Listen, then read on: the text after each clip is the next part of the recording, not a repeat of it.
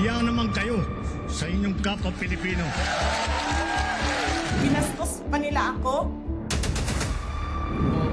What is the law and what Pakinggan ng proceeds of the illegal drug trade ng Duterte. The law enforcement, the highest law enforcement official being head of PNP. Yeah. Now you're hiding this scoundrel, this fugitive. Maging mapanuri. So, paano nyo masusuri ang isang balita kung bias or propaganda or nagsasabi ng totoo? Always nyo tatandaan, ka ang nagsasalita, okay, or nagbabalita ay merong particular color at meron tinutulig. I-search nyo lang or bisitahin nyo yung page niya. For example, si Birador Pikwa, tawag dito, ako ay isang BBM vlogger. No? I-fact check nyo kung ano yung binabalita or klase ng binabalita ko.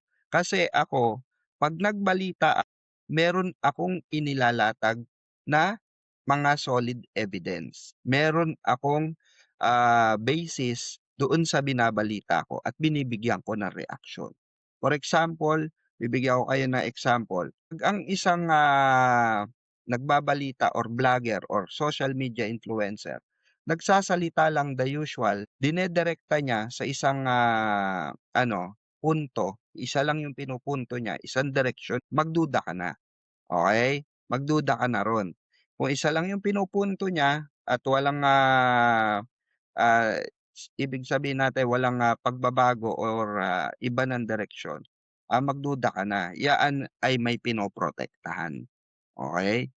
Ito, for example, pag ako nagbato ako ng balita or sinabi ko may good news. Good news dahil mabibigyan na po ng tawag dito ng benepisyo ang mga health LGU sa health organization. So nilalatag ko kung saan ko kinuha 'yon, anong balita 'yon, ano yung nakapaloob doon.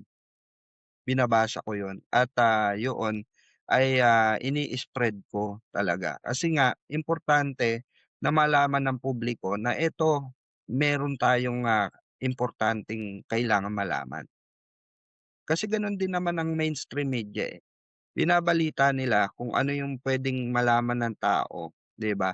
At makapagbigay din ng opinyon. So, para ma-detect niyo ang isang balita kung credible ba siya or merong pinoprotektahan, one-sided ba 'yan or eto ba ay totoo ba 'tong balita? Yes, bisitahin niyo yung mga yung mga social media platform nila.